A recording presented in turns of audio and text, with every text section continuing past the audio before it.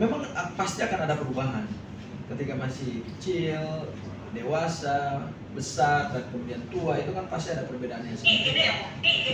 Tetapi apakah itu adalah Pak Joko Widodo apa tidak? Nah, itu tentu butuh keahlian seperti Pak Zul. Saya tidak punya kompetensi untuk menilai itu ya. Tetapi yang saya lihat memang ada perbedaan yang signifikan. Itu saja. Ada perbedaan yang sangat-sangat signifikan. Tetapi apakah itu adalah Pak Joko Widodo atau tidak, berdasarkan tadi struktur muka atau rahang atau apalah, tulang lah, dan lain sebagainya, hidung lah, jarak antar alis, jarak antar mata, itu tentu bukan kompetensi saya yang menilainya gitu Pak Joko. Tapi itu bisa diperiksa. Oke, sebentar ya. Jadi memang bukan kompetensi orang yang memang tidak punya ilmu, tetapi kalau kita melihat foto kan ada dua dimensi, sesuatu yang kasat mata dan sesuatu yang harus diukur. Nah, saya balik kepada ahlinya Pak Zul ya. Kalau kita bicara tentang dimensi pertama kasat mata, apakah Anda menilai bahwa foto ijazah itu sure bukan foto Jokowi? Pasti. Secara kasat mata? Secara kasat mata Bisa dijelaskan. Orang awam juga pasti melihat bahwa banyak perbedaan. Itu kan mata ya nggak bisa dibohongin. Nah itu yang saya heran, kenapa itu diakui sebagai foto Jokowi gitu loh. Ada keberanian mengakui itu dan itu diperkuat oleh termul itu kan. Padahal jelas orang awam juga akan bisa membedakan bahwa foto dengan orangnya itu beda. Apalagi nanti kalau diteliti tentang struktur rahang dan lain-lain, pasti ada pemeriksaan anatomi, itu pasti terbukti. Jadi sebentar Pak Zul, apakah dari foto itu bisa dilakukan pemeriksaan struktur rahang dan sebagainya? Oh bisa kan itu dari foto itu diukur kan bisa. Ya kan foto yang sekarang, foto asli ini bisa difoto. Apalagi kalau nanti faktanya itu bendanya, orangnya itu, makhluknya itu pasti ketemu. Pasti beda kok, kelihatan. Orang apa bisa, tidak usah terlalu tinggi-tinggi, ini makanya saya heran. Kenapa ini tidak diakui gitu? Itu yang saya sebenarnya ada apa sebetulnya gitu. Oke ya, tentu gini, walaupun saya bukan ilmunya, soal kita saya juga mendengar ya. Memang kan ada kemajuan teknologi kan untuk menilai sebuah foto. Misalnya bagaimana face recognition membandingkan antara foto ijazah dan foto Pak Jokowi yang diakui sebagai presiden. Kemudian juga ya intinya adalah memang teknologi yang sebenarnya memeriksa itu asal fotonya cukup memadai untuk diteliti kan begitu. Nah, karena orang kan nggak mungkin kita misalnya melihat apakah ini foto Marilyn Monroe atau enggak, lalu kemudian kita harus membatikkan mayatnya. Ya, mungkin. Atau foto bisa. Donald Trump atau enggak, atau kita harus datang ke Donald Trump. Jadi memang didigitalisasi ya, foto itu didigitalisasi. Bahkan sekarang ada teknologi yang bisa foto buram itu bisa menjadi celing gitu kan, dan kemudian bisa direkonstruksi. Itu kemajuan teknologi. Tapi sekali lagi Pak Zul, Dr. Zul, Anda bisa mengatakan bahwa dari kasat mata saja foto yang dijasa itu bukan foto Jokowi. Nah, kalau Anda bicara tentang kasat mata, apa yang membuat Anda yakin bahwa itu bukan foto Jokowi? Bang Zul izin, sebelum Bang Zul jawab, ini saya menceritakan satu fakta yang saya lihat dulu ya. Secara kasat mata ini yang saya lihat pada saat perkara khusus. Ada dua ijazah yang disita Polda, yaitu ijazah sarjana dan ijazah SMA. Dan pada saat dua ijazah itu dibuka kepada para peserta gelar kami, saya juga ikut melihat. Ya, saya ikut di sesi pertama dan saya juga ikut di sesi kedua. Nah, memang ada perbedaan yang cukup signifikan. Pada ijazah SMA, pada ijazah SMA itu fotonya sudah agak mulai menguning, ya, sudah ada bercak-bercak, ya, kertasnya juga sudah agak mulai menguning gitu. Tapi untuk ijazah sarjana fotonya berbeda dengan ijazah SMA Pak Zul, ya. Warnanya masih agak bersih, kemudian kertasnya juga masih kelihatan masih bersih gitu ya. Nah, saya nggak tahu apakah ini adalah perbedaan hanya karena 5 tahun itu, artinya ketika dia lulus SMA tahun 80 misalnya, kemudian dia mendapatkan gelar pada tahun 85, itu kan berarti ada perbedaan 5 tahun. apakah ada perbedaan 5 tahun itu lantas yang ijazah SMA-nya 80 jauh lebih, kalau saya bilang kusam gitu lah ya Pak. Sementara kalau ijazah sarjana masih agak terjaga dengan rapi gitu. Nah, karena saya melihat ijazah seperti itu, akhirnya saya pulang ke rumah. Saya buka kembali lagi ijazah saya, SD, SMP, SMA, sampai kemudian universitas. Ya. Saya lihat ijazah saya yang SD yang tidak saya laminating dan SMP yang tidak saya laminating itu padahal saya simpan di map yang rapi gitu. Tapi udah mulai agak bercak-bercak, udah agak mulai ada kumal-kumalnya gitu loh Pak. Bahasa saya ya, bahasa awam saya begitulah. Ya. Kemudian saya bandingkan juga dengan ijazah sarjana saya yang ya saya lulus kurang lebih tahun 2008 Pak. Ya, 2007 saya wisuda, 2008 bulan Januari atau Februari baru diterbitkan ijazahnya gitu. Saya melihat juga tetap udah agak mulai menurun juga gitu. Nah, bagaimana Pak Zul melihat seperti itu? Karena saya mau ada satu hal yang mungkin jarang dibicarakan orang tentang kacamata. Iya. Tidak pernah terjadi seorang berkacamata tiba-tiba sembuh sendiri, itu tidak ada. Sekarang memang ada operasi lasik ya untuk dari minus menjadi nol gitu kan. Nah, kan termul itu sering bilang Pak Jokowi itu negarawan. Kalau dia negarawan, harusnya dia bersedia. Apakah betul kacamata dilepas itu karena sembuh sendiri atau dilakukan operasi? Ya. Dia harus ngaku itu, gitu kalau dia negarawan. Tapi kalau saya melihat tidak ada sifat negarawan, bahkan mempersulit situasi jadi gaduh, itu yang saya terus terang prihatin. Ini persoalan sederhana sebetulnya. Itu dari kacamata aja saja kita sudah bisa kita perdalam itu sebetulnya.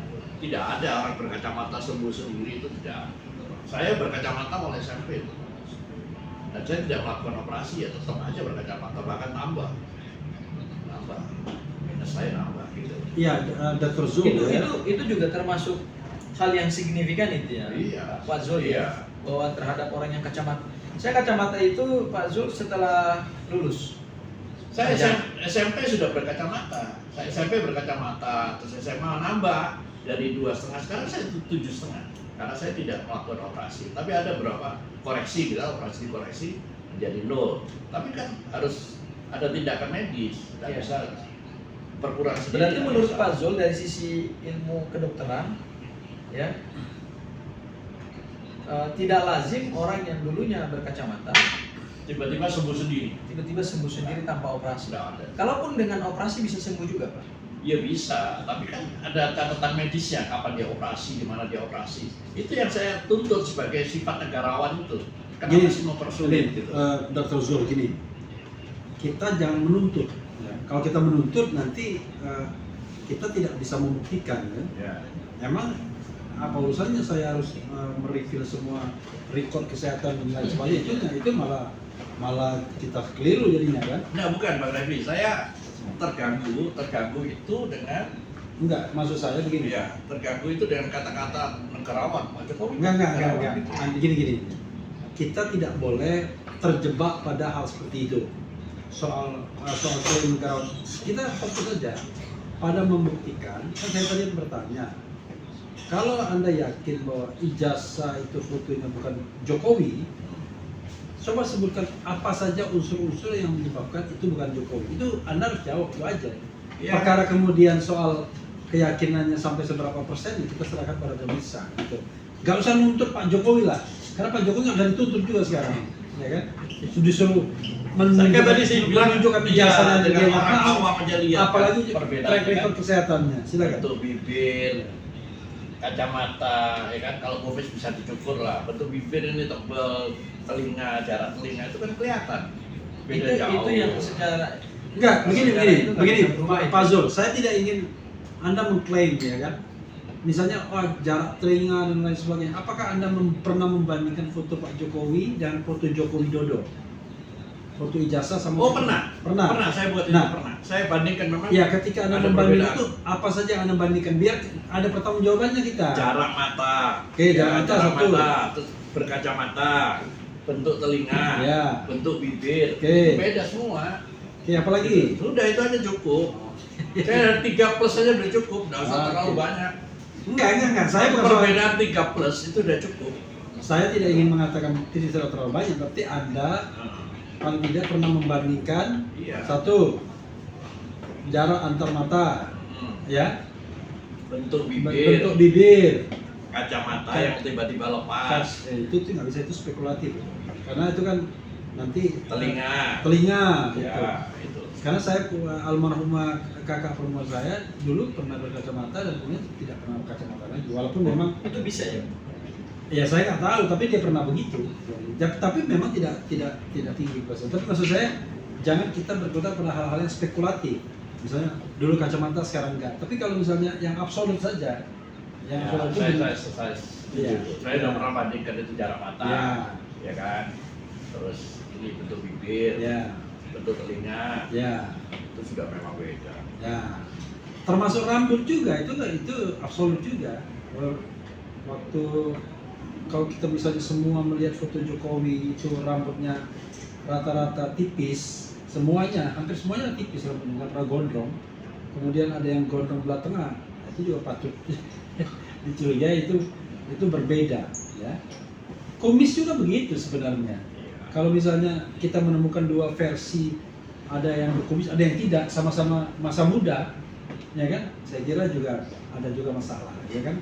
Nah, tetapi intinya adalah kalau dari suatu single picture bahwa jarak antar mata beda, bentuk telinga beda, kemudian bentuk bibir beda, gitu ya. Paling tidak Ya. 3. Plusnya apa? Ya 3 itu sudah cukup sebetulnya. Oke. Kalau ditambah-tambah itu untuk memperkuat aja sebetulnya. Oke, ya. Ya. Jadi memang ya, ini sobat sekalian, saya juga bisa juga bertindak sebagai narasumber walaupun penanya. Jadi gini, buat Mas Jafur ya dan Dr. Zul, memang saya lama-lama berpikir, merenung terakhir-terakhir ini, kenapa kita nggak fokus saja pada foto, sesuatu yang tidak bisa berubah lagi. Karena kalau kita fokus kepada misalnya watermark, bisa dibuat watermark. Kalau kita fokus pada emboss, bisa dibuat emboss. Kalau kita fokus pada kertas tahun 85, bisa dibuat kertas tahun 85. Mungkin ada teknologi di Cina atau di mana, atau jangan-jangan ada belangko 85 juga. Nah, tetapi foto itu tidak bisa diubah lagi. Kenapa? Begini, ingat nggak? Waktu itu KPU itu pernah membuat sebuah aturan yang mengatakan bahwa dokumen Pilpres itu adalah dokumen yang dikecualikan untuk dipublikasikan, ya kan? Dengan dibuatnya peraturan KPU, maka akan diikuti KPU di bawahnya. Maka kita tidak akan pernah tahu dokumen apa yang diserahkan Jokowi sebagai bentuk ijazah itu. Nah, tetapi setelah kemudian diributkan, akhirnya dokumen peraturan KPU atau keputusan KPU itu dicabut. Dan untuk meminta itu, terpaksa seorang Bonatua dan lain sebagainya mengajukan permohonan ke KIP, Komisi Informasi Pusat. Dan akhirnya bisa memenangkannya dan mendapatkan spesimen ijazah. Dari spesimen ijazah dari 4 kejadian itu, 5 kejadian, 2 pemilihan wali kota Solo, 1 pemilihan DKI dan 2 pemilihan presiden, maka fotonya sama semua, yaitu foto yang di-upload Dian Sandi dan pernah juga ditampilkan di Barreskrim Mabes Polri. Maka tidak bisa lagi menghindar bahwa foto itulah yang harus dinilai apakah itu Jokowi atau enggak. Nah, Dr. Tifa ketika di Solo, ketika menjadi narasumber di CLS, Citizen Lawsuit, ahli, dan kemudian dia juga membuat tweet di X dia menggunakan yang namanya matematika Bayesian, di mana dia mengatakan 9, saya lupa angkanya, tapi kurang lebih ya 92,37% tidak mirip. Angka itu absolut sekali ya, betul. Jadi dihitung betul pakai matematika yang dianggap ilmu dari yang maha kuasa. Ilmu matematika itu exactly. Jadi satu unsur, satu titik-titik dari foto itu dibandingkan dengan foto Pak Jokowi yang so-called presiden itu berbeda 92,37%.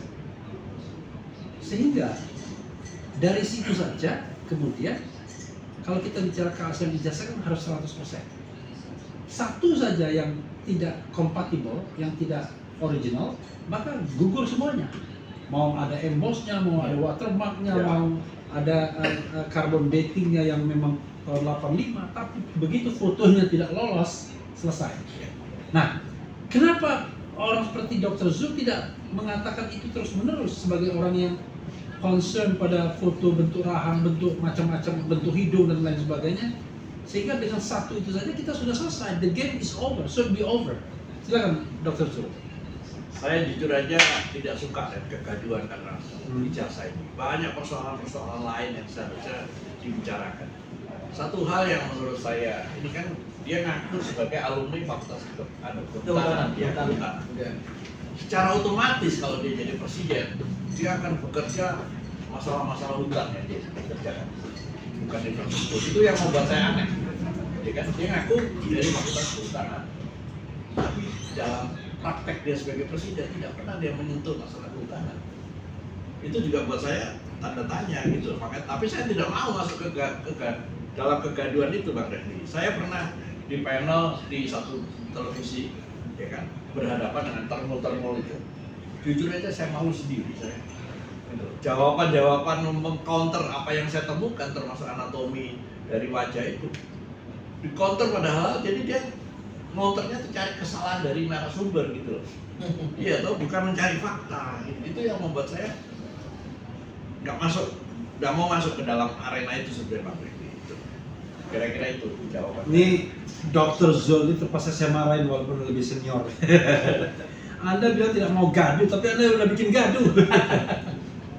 Pernyataan Anda itu pernyataan yang paling gaduh yang pernah saya temukan, bahwa Jokowi itu lebih dari saat itu, apa kurang gaduhnya? Kok nggak mau masuk gaduh itu? Memang ya, kalau kita lihat memang, kita kan agak aneh sama penampilan Pak Jokowi dengan sakitnya ini. Kelihatan pada suatu saat kelihatannya Sudah sakit beneran. luar biasa Pak. Tiba-tiba sehat. Iya, sehat. Lalu bentuknya, maaf ya, ini bahasanya merah seperti kepiting rebus gitu ya mukanya. Tapi di sisi lain kayak segar gitu. Apakah ini tipuan foto ataukah itu makin memperkuat ada orang yang berbeda seperti yang Anda katakan? Silakan Pak Dr. Zul. Wah, Pak Refli jebak saya terus ini. Yang jelas memang saya melihat banyak perbedaan. Ya, ini satu operasi, terus terang saya melihat ini satu operasi. Bagaimana seorang Jokowi ini bisa bertahan 10 tahun dan sekarang terus membuat berita. Itu yang saya jadi tanda tanya ini. Sebetulnya orang ini ngapain setiap hari muncul dalam berita? Bad news and a good news, kan gitu kan? Nah, kita jangan sampai terjebak dengan urusan itu gitu. Itu yang maksud saya, Bang. Kenapa saya nggak mau terjun terlalu dalam ke urusan ijazah ini gitu. Itu kira-kira. Lo kalau saya marah lagi, kok nggak terjebak sini gimana? Kita ini mau membuktikan sampai dapat jawaban ijazah itu asli atau palsu. Kok jangan terjebak ini gimana? Ijazahnya asli, saya sudah berkali-kali bilang ijazahnya asli tapi bukan punya dia gitu. Itu kesimpulannya. Oke, tapi kalau saya berbeda pendapat. Kalau saya, ya, ini kan bisa boleh berbeda pendapat. Oh, boleh. Saya mengatakan ijazah itu kombinasi. Spesimennya sarjana, ada orang mengatakan ikut di punya Hari Mulyono yang tidak lain adalah adik ipar atau kakak ipar ya? Adik iparnya ya? Itu yang saya anggap itu disepsi juga, Bang. Itu loh. Enggak, sebentar. Nama-nama itu. Sebentar. Ya.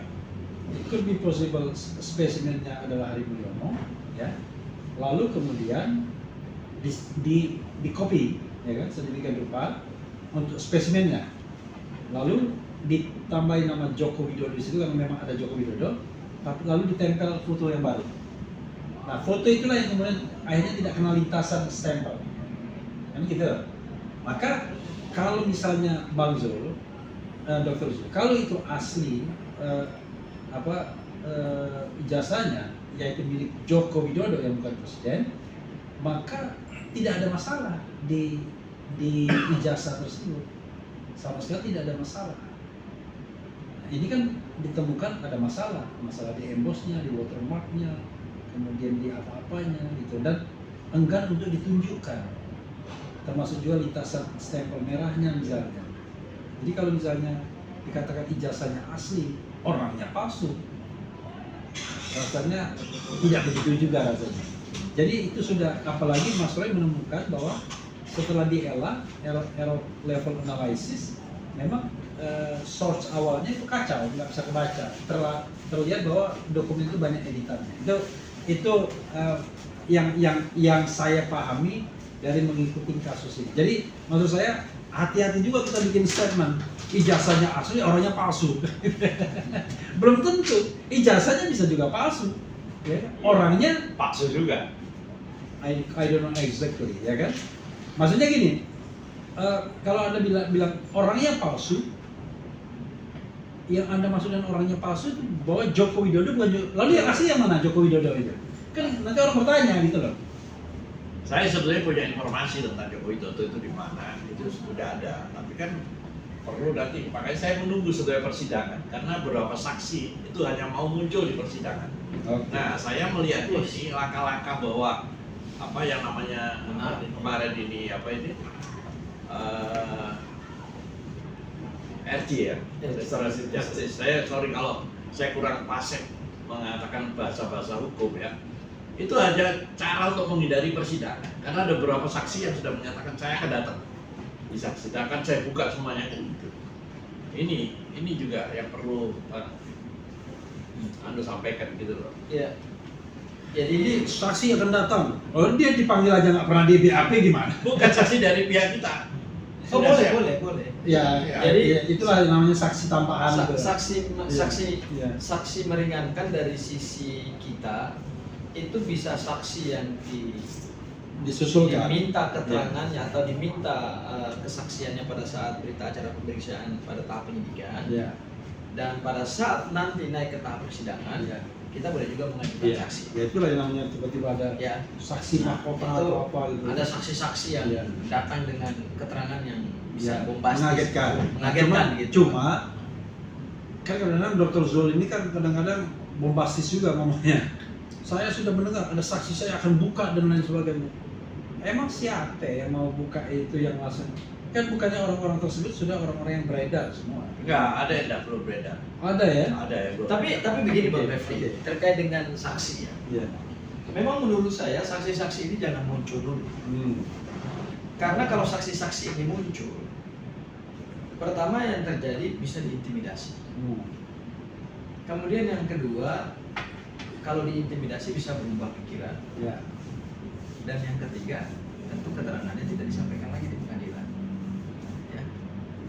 Apalagi kalau misalnya muncul dengan keterangan-keterangan yang quote and quote seperti membuka tabir atau membuka kotak Pandora ijazah ini, itu bisa apa-apa dilaporkan, nanti kami laporkan. Iya.